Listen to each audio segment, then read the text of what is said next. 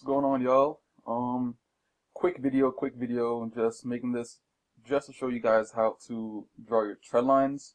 Remember, when it comes to technical analysis, it always has to be on point. Don't ever get lazy when it comes to your technicals. And when I say technicals, I mean as far as drawing your supply and demand zones, your trend lines, support resistance, anything that has to do with the chart technical analysis. Don't ever get lazy to it, because at the end of the day, that's all about accuracy. You know what I'm saying? Like, trading is all about accuracy, and if you want accuracy, you have to take time in your craft. Like, don't rush the craft. Take your time. So whenever an opportunity appears, whenever it actually hits one of these areas, these trend lines, these supply and demand zones, you know that the accuracy is going to be there because you took a lot of time and charted these very precisely. So I mean, don't ever get lazy. You know what I'm saying? Just take your time. It's gonna be worth it. You know what I'm saying? Because when you see these profits, you'll know why you did what you did at the end of the day. Okay? So just want to get out there. Don't ever get lazy when it comes to your technicals. Okay? So this video is gonna be based off trend lines. Trend lines always wick to wick. So let me write something real quick. So point 1 and point 2 always has to touch wicks. Always. Point 1 and 2. Very important. Point 1, point 2. Or whatever. Okay? So what I mean by that is the first two areas that is touched when you actually draw your trend line, it has to touch wicks. Wicks. First 2 points has to touch your wicks. I would recommend you guys doing this on the 4-hour chart. The 4-hour chart, the 1-hour chart, and even the daily chart. You know, like, I like the 4-hour chart because, you know, like, it's a bigger picture. So you see the overall on what the market's trying to do. You see less wicks. So at the end of the day, the wicks that you do mark up on the 4-hour chart is very precise. So you could do it on a 1-hour chart also if it comes down to it. But as far as for your overall markup, you could just go on the 4-hour chart, daily chart, that kind of thing, and then mark it up because you see like a lot of less wicks. You see the wicks that really matter.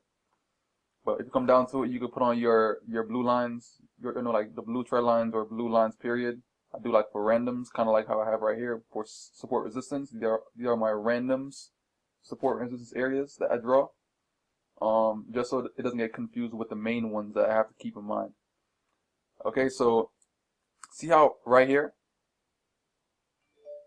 I have these circles, all right? That's because I did a trend line like this. See how I'm at the bottom of this wick right here? Okay, wick to wick and drag into the future. So the first two areas, first 2 points, point 1 and point 2, has to touch the wicks. Beyond that, it doesn't really matter. This point 1 and 2 has to touch wicks.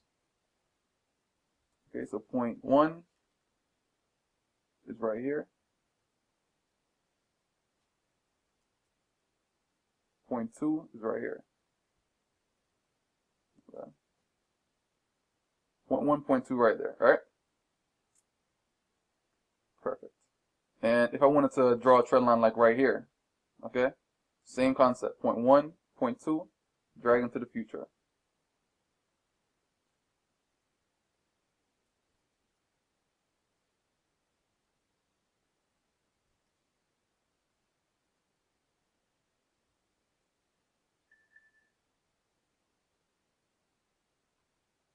Okay, just to show you guys a little bit.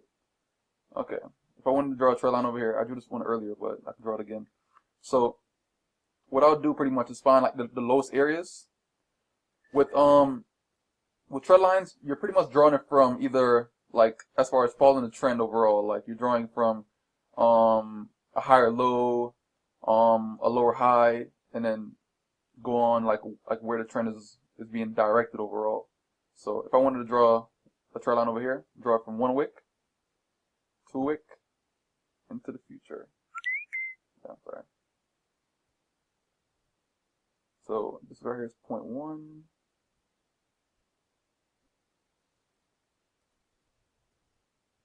Point 1 is right here.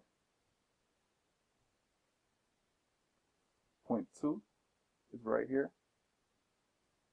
Let me mark it off some more for y'all.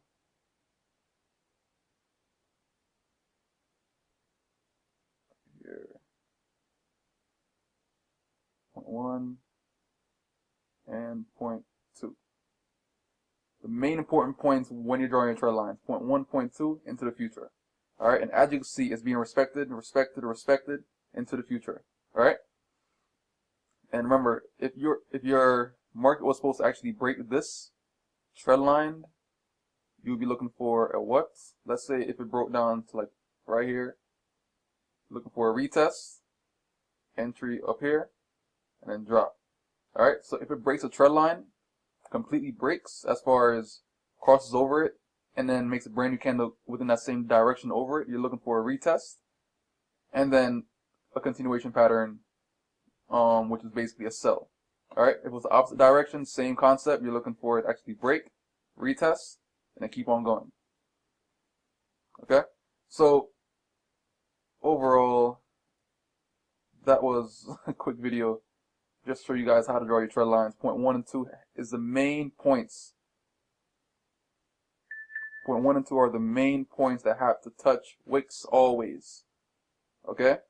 You could draw them on your hour chart if you need to, but for your overall markups, you could do it on a 4-hour chart or a daily chart, and then go from there. Alright? So see you guys on the next video, and catch some pips, man. Peace.